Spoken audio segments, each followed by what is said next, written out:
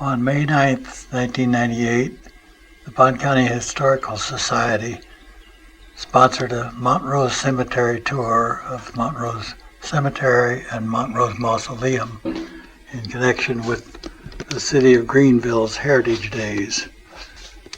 This is a map of the Montrose Cemetery. This is the entrance. And we were able to find a lot of history that we could share with the community.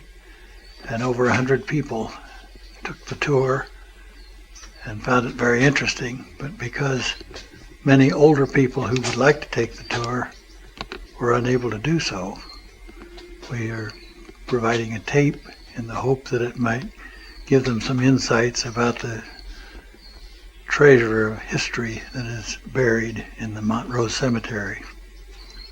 I've asked Bill Donnell to accompany us and to share with us some of the ideas that several generations of people in the funeral business have been able to accumulate to.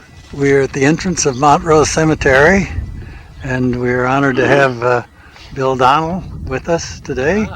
Bill is one of 3 generations of Donnells who has probably more experience and more knowledge about the past as it relates to Montrose Cemetery and Montrose Abbey than any other person in now living. Montrose Abbey was, I think, constructed in 1914, and the cemetery has been owned by the city since 1876. And I guess with that information, I'll turn it over to Bill. Okay, we can kind of head over to Rector Wright's stone over here. All right. And get a little start from there. Okay. Let's see, I believe you told me Rector Wright was related to the Wiseys. Is that correct? Rector Wright's daughter was Mrs. Wisey, and the Wrights, after Mrs. Wright passed away, Rector Wright lived in what is now our Donnell Funeral Home until his death. And he's buried on the Wisey lot here on the left as you enter Montrose. Oh, yes. Wiseys have a beautiful stone up here. Huge. It certainly is. And just to the south is Reverend J.C. Wright. Oh, yes.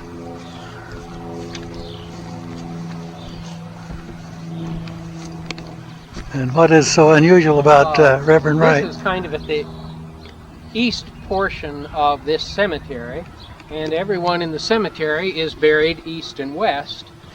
And tradition has it that everyone is buried with their head toward the west, because the Lord, it's biblical that the Lord comes from the east, and so that in the day of judgment everyone arises and heads with the Lord. Rector Wright here, upon his orders, he is the only person I know of that was intentionally buried with his head toward the east, facing west. And that was done at his direction because, as he told Dad, in the day of judgment when the Lord comes and everyone arises, he wants to address his congregation before he turns and leads them to judgment. So that's why he was buried that way. Very good. It's interesting here, I see Jonathan Seaman's stone right here, and a huge one right here. The Seamans had a hardware store here in Greenville, and I have a copper wash boiler that says J. Seaman Hardware Company on it, Greenville, Illinois. And I keep wood by my fireplace in it, and I didn't hardly know they were this close to the front of the cemetery. So this is Mr. Seaman that had the hardware store. Yes. 2 very recent burials I noticed the other day, and when we were making our tour, was one of Jan Nevinger, who's famous for I believe, was he the son of the founder of? He's the son of the founder of Nevco Scoreboard. Right. Nevco Scoreboards are known the world over.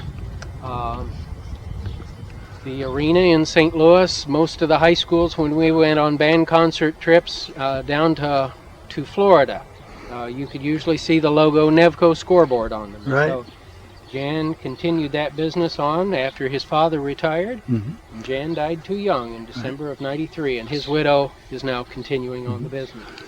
Let's see, I see the Fritz monument over here. That's I think that Lucy Fritz. Lucy Fritz, she was helpful, I understand, in either getting solicitations for the cemetery or for the Abbey. I don't know which. See, for the original, and the DeMolin family here. Oh, yes. Quite well known. Did you see the chair down here? Show me the chair. Yes, I saw it. It was part of the tour, but I think that it would be important to. There are some lovely stones. Yeah. McCord family here. Bessie McCord was my third grade school teacher. Okay, where is it? Oh, yes. Oh, yes. McCord family right here. Oh, yes. I had kind of a bad record. After I had second grade, Florence Ward, she retired. Oh. I went on to Bessie McCord, and after my third grade, she retired, and I thought I was awful hard on school teachers. I believe those flowers down there are... You got to stop here at Eddie Dresser.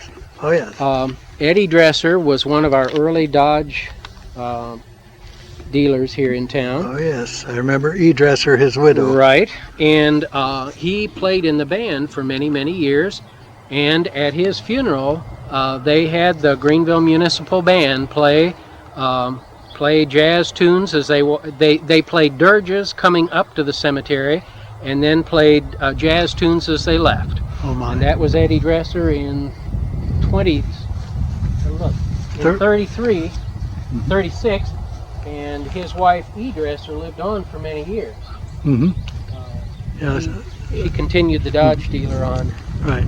Let's see. Is this the chair that yes. you were referring to?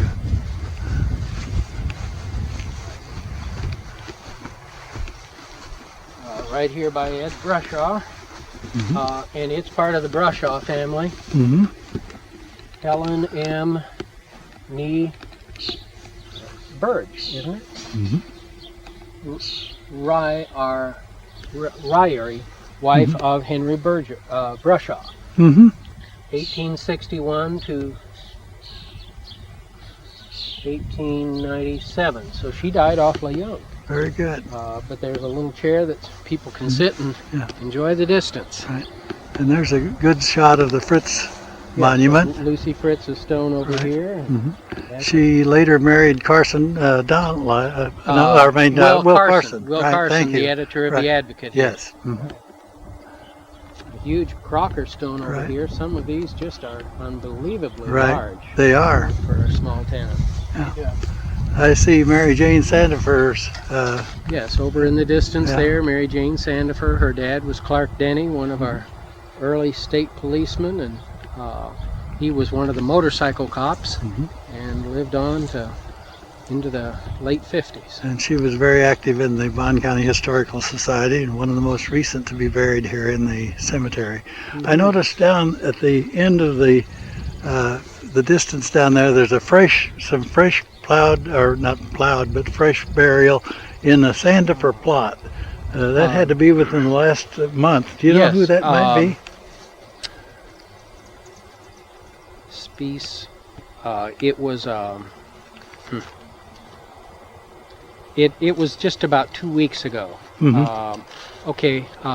It was Mrs. Hale, whose mother is a Sandifer. Oh, okay. Right. Yeah. Sure. All right. I confused that. Still recording?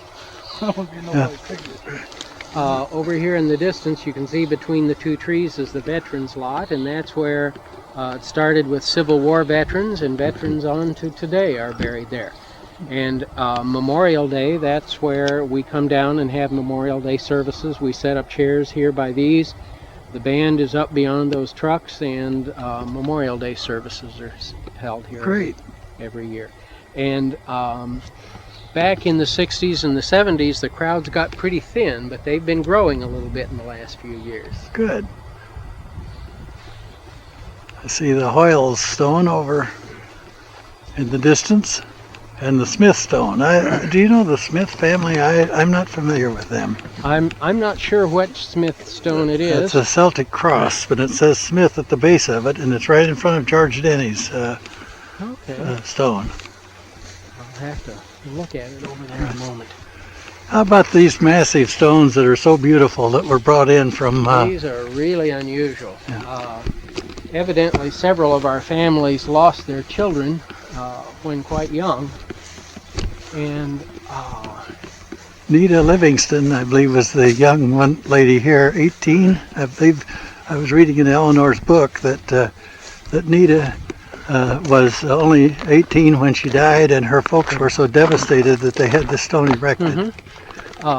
Dad always told me that that stone came in by rail and was too large for any conveyance to come up, and so they rolled it on logs up 4th Street from the railway station up here, and the weight of it, they discovered some Indian graves as they came along. Well, would you mind walking up there? I'd like to show people just how huge that stone is next to a 6-foot-tall man. Wow. It's got to be, I'll bet it's 12 foot. Yeah, There. I'm sure it is. And the artwork in it is just fabulous. Nita Livingston, and behind it is the Cicely Linden. They were related to the Davidson family, the Lindens and the Davidsons. I think he was an early lawyer here. These are fabulous.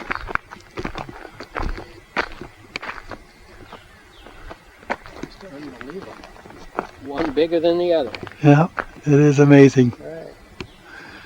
It's one of the interesting tales about the Livingston family is that they sold their farm to my cousin Steve Waite's grandfather. Oh, really? Jay Waite bought that farm, and I also read in Eleanor Wilson's book that people came from St. Louis. They were so impressed with these two stones that they came from St. Louis and they had lunch at the Thomas House. They would ride the train to Greenville, Really? have lunch at the Thomas House, walk out and see these two stones, and then go back home. Goodness. It was a way they would spend some of their summer. And this is the Montrose Abbey. Abbey.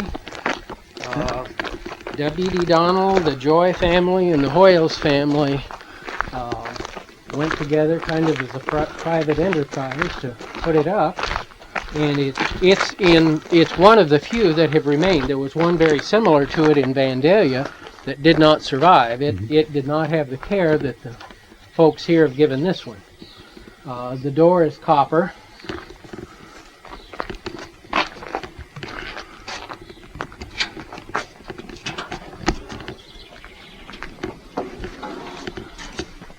And it's always nice and cool in here in the summertime.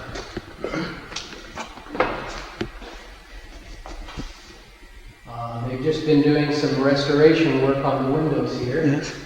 One of our more recent burials in February of '98 was that of Dr. Melvin W. Barnes. His wife is Frank Joy's sister. And so his son will be in between and his wife will be over here sometime. But Dr. Mel Barnes was appointed by Kennedy to several of the boards on recognizing young students here in the United States. So he's one of our local fellows who did well. Great. I see Will Carson is buried here. Yes, Will Carson over here. As a little child, the first time I came in the mausoleum, just right at eye level, I happened to come over here and W.D. Donnell. Right. I thought someone had my number. It's not my number. That's right. Are your initials W.D.? I'm William E. So I'm one initial off, but this is W.D. Donnell, who started the funeral home in 1893. He married Kate Baumgartner Donnell, and he went up he looked at the furniture store that was for sale in the square, and said, well, if it's for sale when I get back from the World's Fair, I'll buy it. So he and Kate went up to the World's Fair, enjoyed themselves in 1893, came back, and the furniture store was still for sale. So they started taking inventory, and in the back were 6 coffins. And he said, I'll buy the furniture store, but I don't care much about those coffins. And the man said, well, it all goes together. So he painted a sign, W.D. Donnell Furniture Company. And a few months went along, and There was a death in the community. They came over to WD and said, WD, do you sell coffins? And he said, well, come to the back. They lifted him up out of the big shipping crate and turned him sideways. And he said, do you want the $8 gray one or the $10 black one? And they took the $10 black one, and he thought, one down, 6 to go. After that happened a couple more times in the community, the salesman came around and he said, I'll take another black one and another gray one. And next time he painted a sign, it was W. Donnell Furniture and Undertaking. So that's the way he got into it. Very interesting. Yeah. His sister-in-law, Blanche Palmer, is here. Emma Horde was a Hoyles. The Hess family and the Roddies are Lily and Hebrink's parents. I see Dr. Catherine Luzader. Luzader here was a wonderful doctor, lady doctor in our community early when we didn't have many lady doctors. Right. We were glad to have her and her parents. I see a Catherine Outlot up here. We have Outlot Memorial Hospital. That burial was in Tuma was in 1950, so that's probably one of the earlier ones. Oh yes. Yeah. Dr. Luzader's sister is Cora Smith, Mrs. F.M. Smith. The Kuntzes, this is Frank Joy and Louisa Joy. Frank Joy's parents.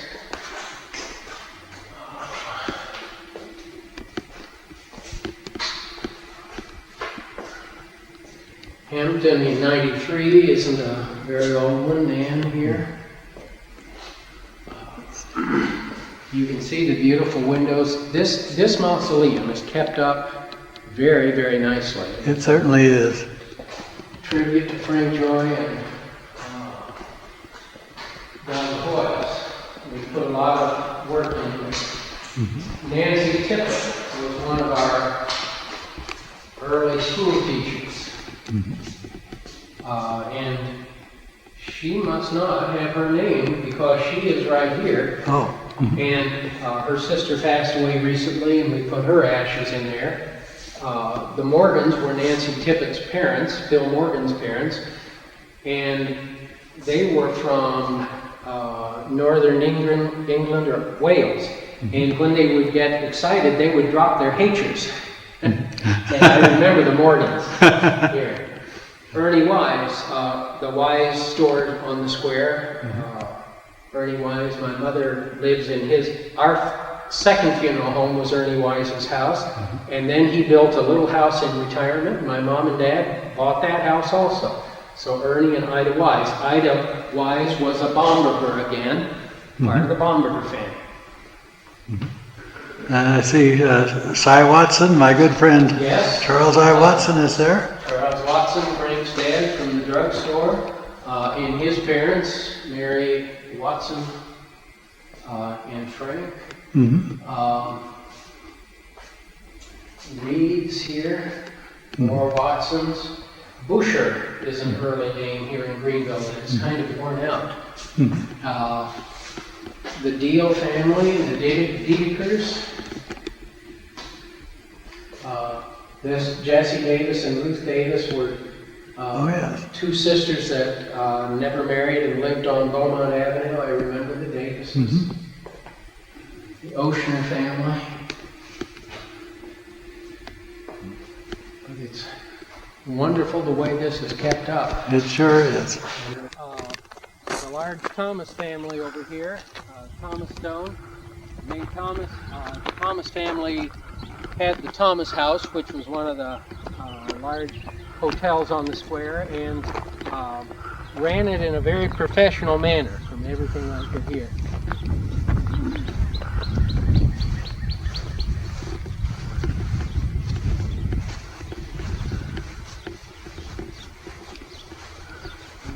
Mrs. Thomas must be here. Those are huge. Shelter. Can you speak German? Not very well. What does it say? I can't either, and it's hard to read in the shade. Yes, it is. But I can just tell it's German. Yes. Wait a minute. Shelter. No. Shelter. sheltered and safe from sorrow. Oh, okay, that's Sheltered and English. Safe from sorrow. Yeah. It's hard to read them Yeah. sometimes. Right. Yes, it is. And I believe that's the Hoyles family that's buried. That has the Coping. concrete going around the outside.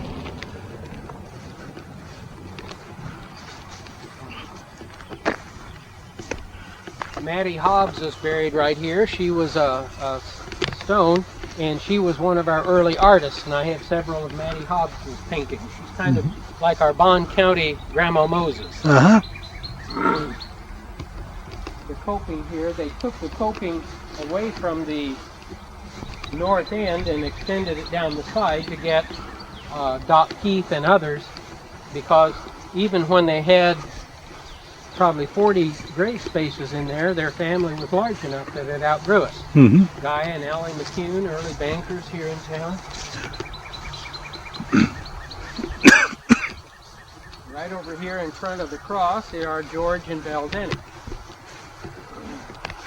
That was an interesting tale. Would you mind sharing that with us about the discovery?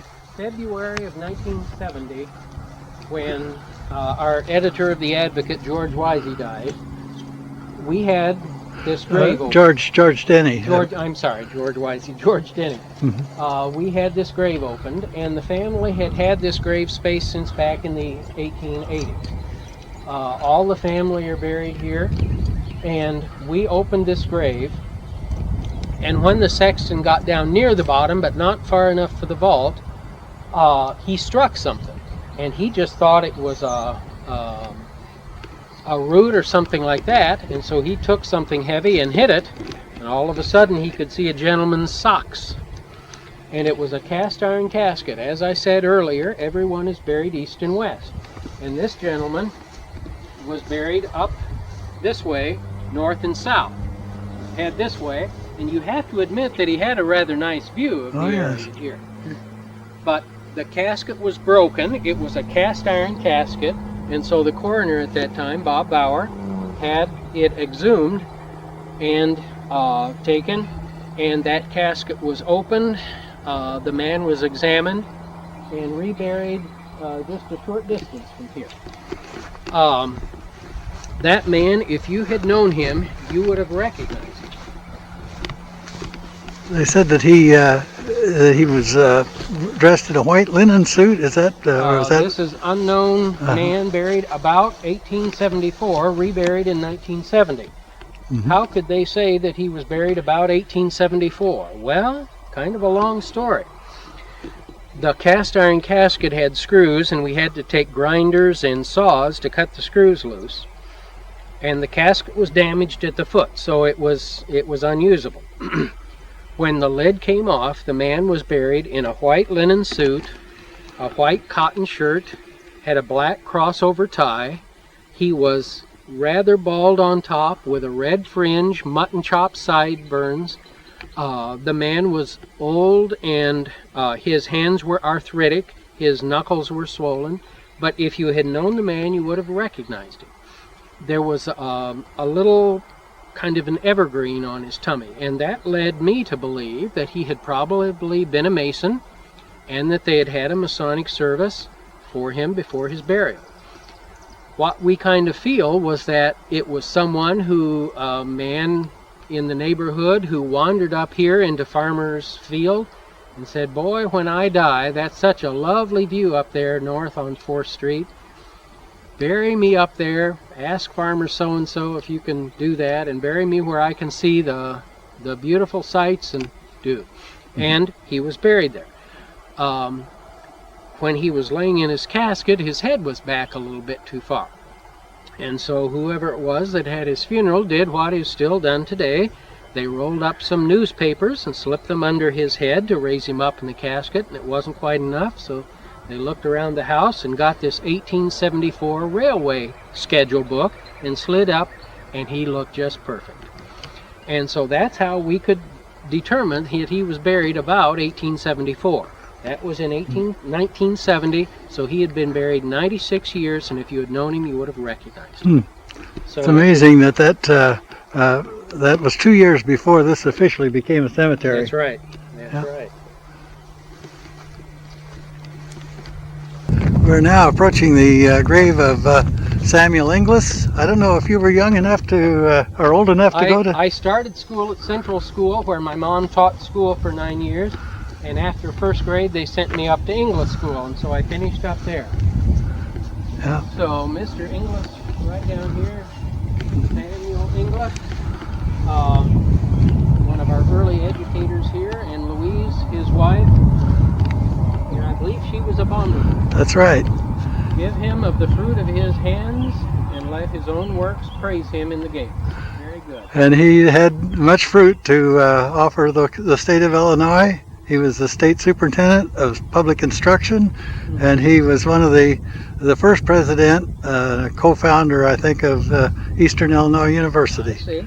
And our English school here was named for him. Right. And it's interesting, I have, my dad was a collector and bought his wife's bicycle, and it's an old, it's not my high wheel bicycle, but it's a regular bicycle, but it has wooden handlebars, and the back fender is held on with string.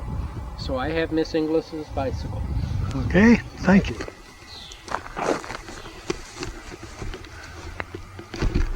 Louisa,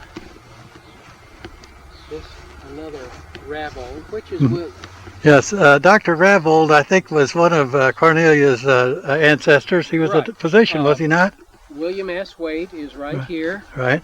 and then to the right are the Ravolds, and I think probably Sarah was a Ravold, and their descendants are Cornelia Davis and Louisa Randazzo up here, who lived in my grandma's house. And so the swimming pool is on the Waite farm, and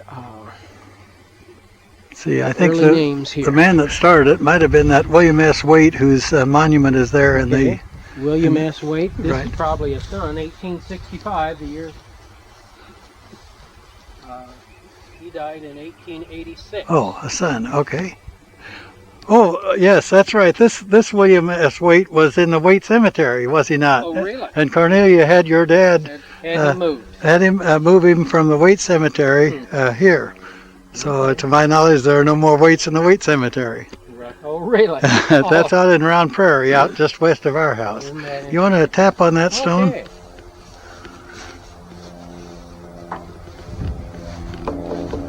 Has a metallic sound.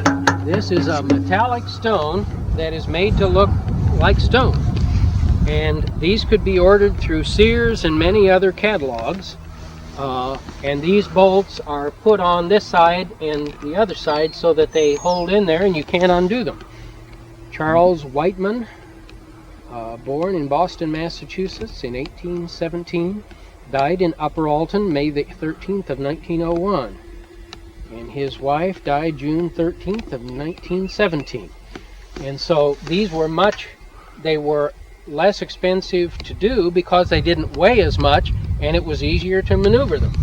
And so I think it's one of two of these stones here in the cemetery. But the color-wise, they're just not bad at all. Excellent. They've done very well. They are excellent. Yes, sir. I believe so. Mr. Idler died in 1898. To live in hearts we leave behind is not to die. And Idler Lane is named for him and his family. And I think that I don't know the history of Samuel McGowan, but he's well known in Greenville history, and he appears in the brochure. A blessed happy greeting will be. It's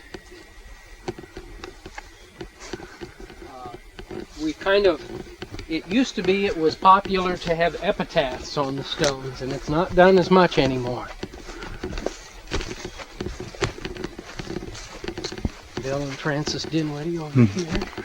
Oh, yes.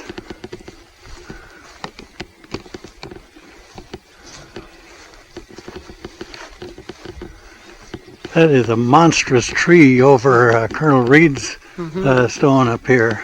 Huge.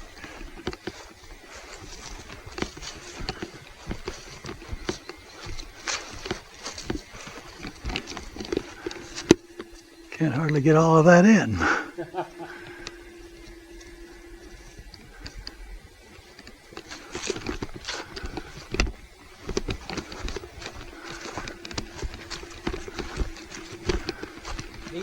Jim Miller and his wife right here are humongous stones, but they're not as impressive because they're not standing up. But there's nothing going to move those.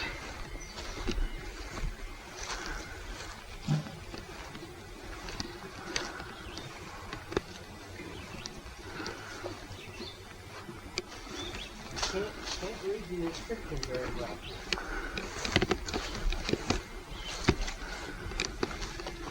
Is this one Colonel Reed? Yes, it is. Yeah. Our Civil War colonel, probably highest rank here in Bond County. Grandfather or great-grandfather to Bob Wilson and his family. It mentions here that he is Lieutenant Colonel John B. Reed, 130th Illinois Infantry on the military stone.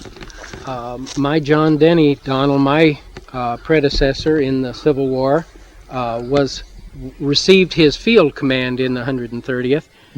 He was an enlisted man, and the officer was killed, and they gave him a field commission. I have the sword that he carried through the Civil War, and a watch. It appears like a watch, but you open it up, and it has his wife and his 3 children, including my grandfather, that he carried through the Civil War. And his wife and children are mentioned in the book of Muskets and Medicine that Dr. Johnson wrote about the Civil War. He was in the 130th also. Right. And he came to the Donnell farm, and he said the children were playing on the floor, and his wife could but speak of her husband without tears welling up in her eyes. So it was interesting to see. You had a quote from one of the cemeteries. In Maxey Cemetery, there's a small stone, but it has a rather interesting epitaph on it. Remember, friend, as you pass by, as you are now, so once was I. As I am now, so you shall be. Prepare, my friend, to follow me.